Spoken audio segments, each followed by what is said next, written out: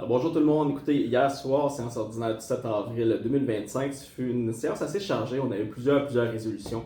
Eh bien, premièrement, on a fait le dévoilement en primeur d'une nouvelle campagne de sensibilisation. On a montré la vidéo en primeur à ceux qui sont dans la salle de conseil, ceux qui nous écoutent à la maison. En fait, c'est quoi la campagne de sensibilisation? C'est pour expliquer le chemin de l'eau. Donc, le chemin de l'eau à partir des puits d'alimentation pour l'eau potable, le chemin de l'eau vers vos maisons, donc le transport de l'eau, et finalement le chemin de l'eau vers l'usine de traitement des eaux. On trouvait important de sensibiliser la population à cet effet. On a souvent des questions, on entend parler dans les médias nationaux aussi de l'importance d'investir pour l'usine d'épuration, l'usine de traitement. Nous, ici à la Chute, ce n'est pas nécessairement un enjeu. Au niveau du transport, eh bien, on a des infrastructures qui ont besoin d'amour et on adopte souvent des résolutions pour venir investir dans ces infrastructures-là. Donc, on a fait cette campagne de sensibilisation qui vient expliquer le chemin de l'eau. Et on croit que c'est assez intéressant. Donc, ce matin, même sur les réseaux sociaux, la Ville a mis cette campagne à votre disposition.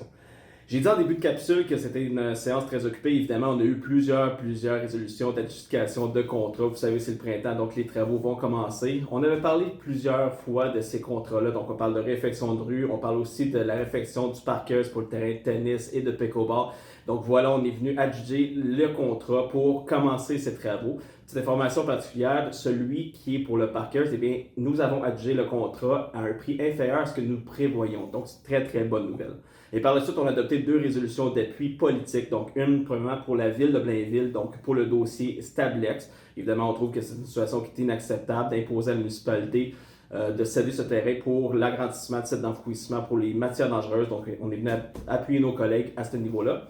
Et aussi un appui politique pour la Fédération québécoise des municipalités. Pour les camps de jour en municipalité, on a la responsabilité, en fait, on se fait imposer la responsabilité de gérer les camps de jour.